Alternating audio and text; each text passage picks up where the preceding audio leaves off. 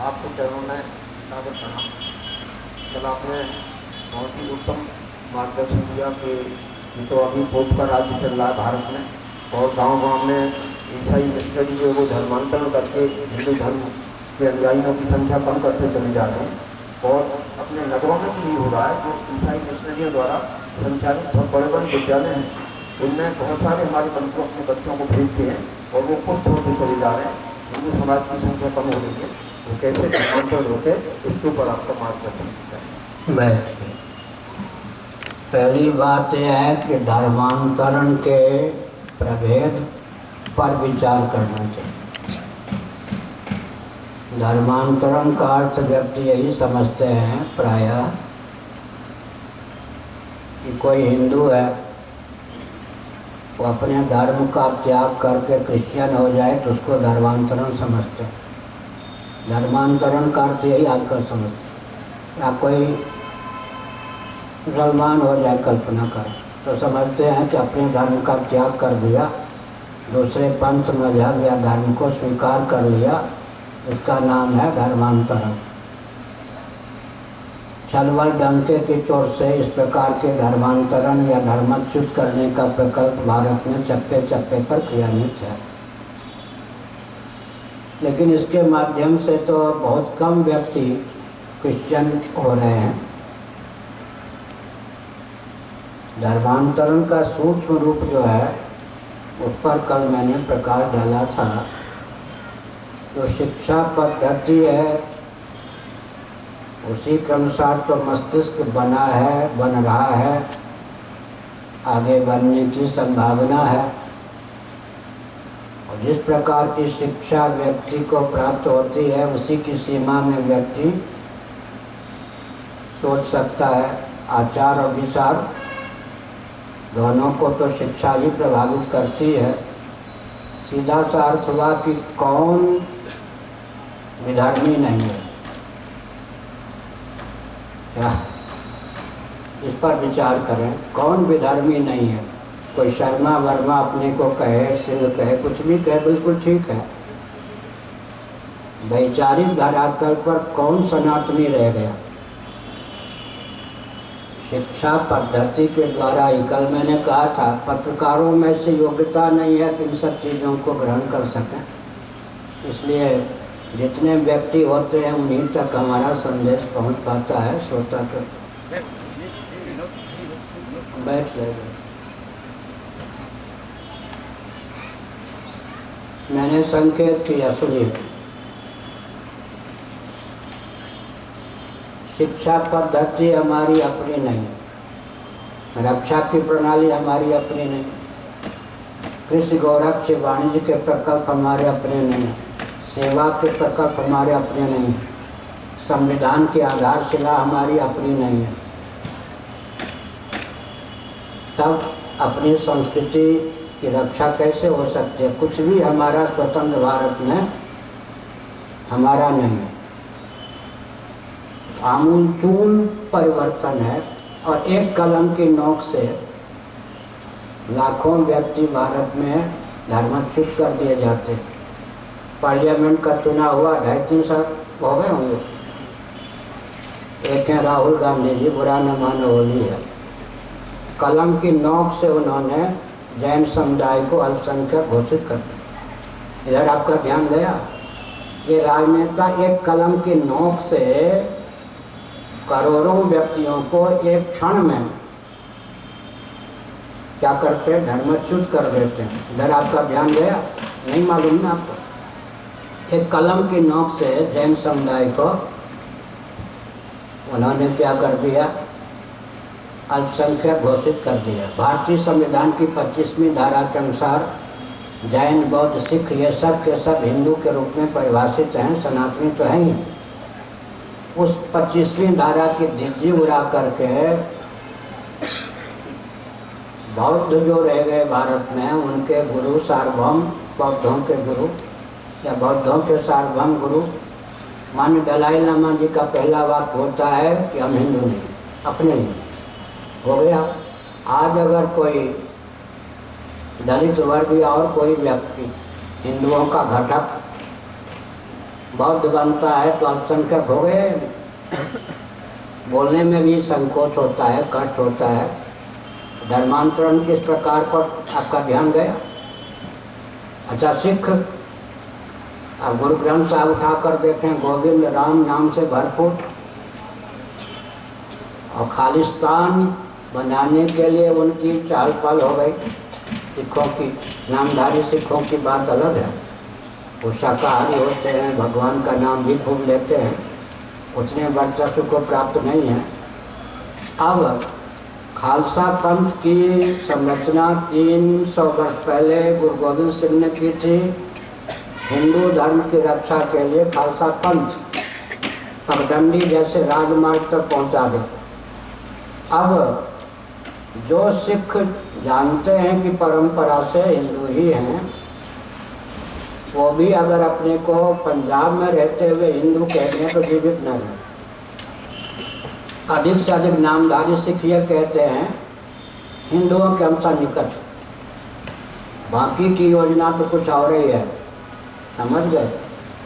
तो अब जैन नहीं रह गए हिंदू, बौद्ध नहीं रह गए हिंदू, सिख नहीं रह गए हिंदू, तो हिंदू रह क्यों गए?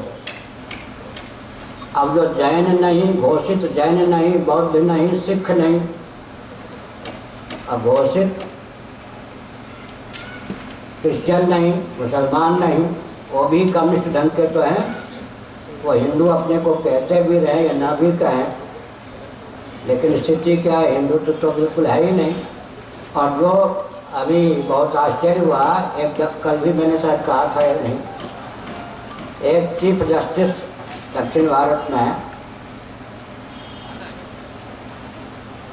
अभी कोलकाता में एक मंच पर उन्होंने वक्तव्य दिया। उनके बेटे की शादी थी, वो चले गए। बहुत पंडित माने जाते हैं, ब्राह्मण हैं। कल कहा था मैंने, हिंदू धर्म में जाति नहीं, वर्णम व्यवस्था है, लेकिन वर्णम व्यवस्था जन्म से नहीं है, कर्म से। अब जो अपने को दिग्गज सनातनी मानता हो, और चीफ जस्टिस हाई कोर्ट में, उसकी मान्यता बिल्कुल हिंदुओं के नाश करने वाली हो, उसको यही शिक्षा मिली हो, आप समझ सकते हैं। जो नाज से कहते हैं कि हम ब्राह्मण हैं, हिंदू हैं, उनकी मान्यता ये है जो हिंदुओं के लिए घातक। इसलिए कौन धर्मच्युत होने से बच गए, यह जानना ही बहुत कठिन,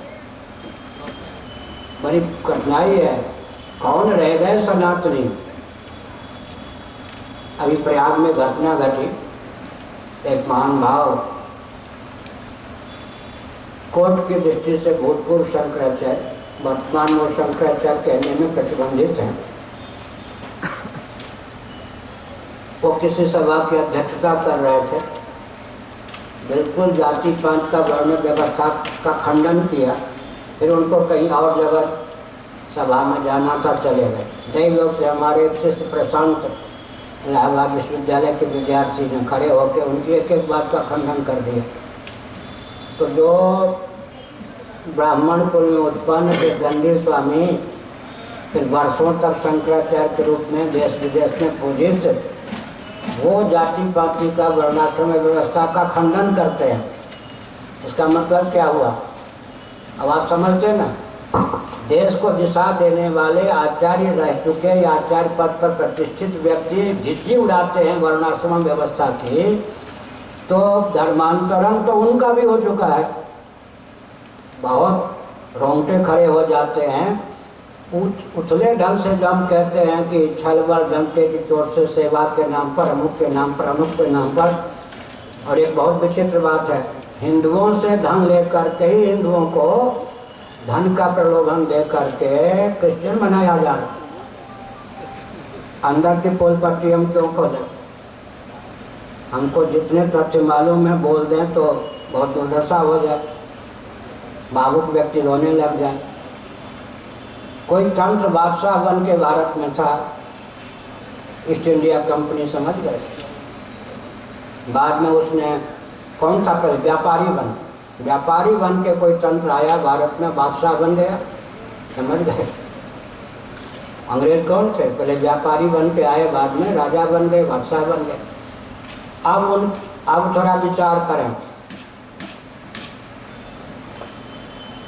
अब वो बाबा बन के आ गए, अब आप क्या होगा? ध्यान गया आपका? बाबा बने व्यासपीठ, महाराजा धीराज गुरु बन के आ गए। करोड़ों भारत के व्यक्ति उनसे दीक्षित हो चुके। वो स्वयं को हिंदू नहीं कहते, उनके दीक्षित व्यक्ति अपने को इस्कॉन वाले कहते हैं। आपको मालूम है इससे बढ़कर प्रहार हमारे पास, हमारे ऊपर क्या हो? ध्यान गया आपका?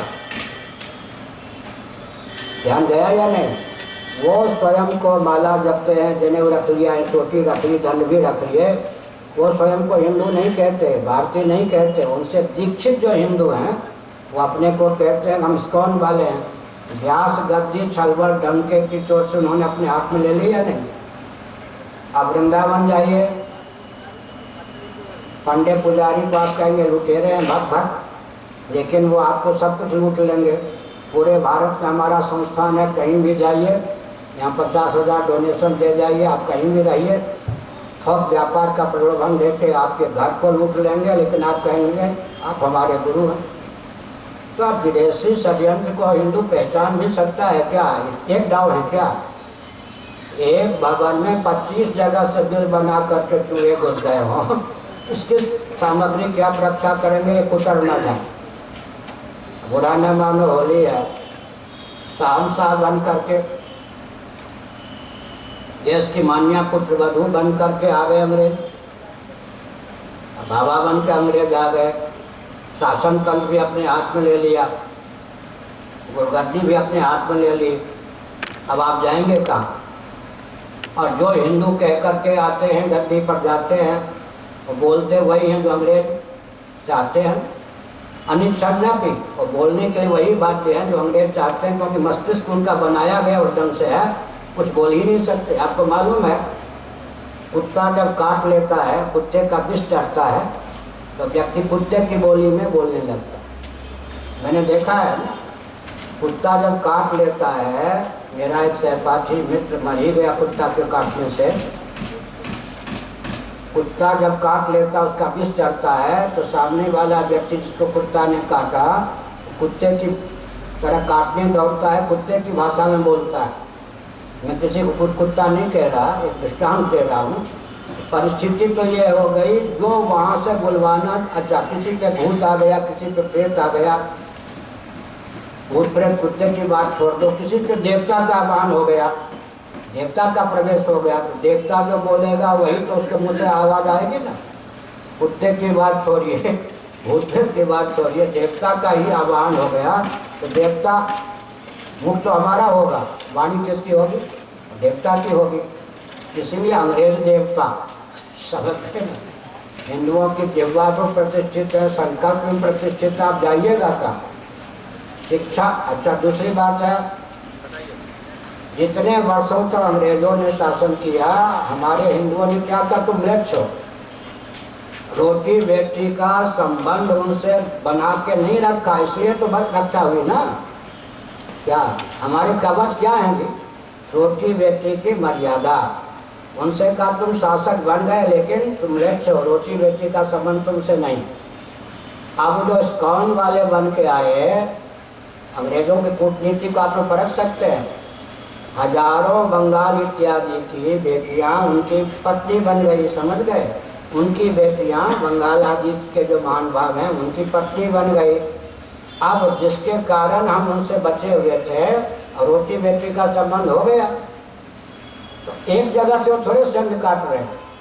अच्छा पुरी में तो उनको बहाना है, किसी जगन्नाथ मंदिर के हाथे में इस्कॉन वाले नहीं जा सकते। तो मेरा नियम नहीं है, उड़ीसा सरकार का दिया हुआ नियम है।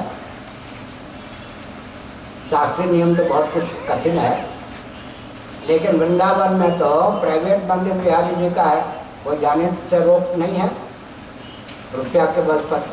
फिर भी उन्होंने वहाँ का अखिलेश जो मुख्यमंत्री हैं, वृंदावन के ठीक बाहर दिल्ली से जो आवे वहीं जाए, कुतुब मीनार से तिगुने ऊंचे मंदिर बनवा रहे हैं। उन्होंने बनवाने के लिए भी शिलान्यास जलवाया वहाँ के मुख्यमंत्री। वो अरब रुपये भी खर्च हो वो लेंगे हिंदुओं से, समझ गए?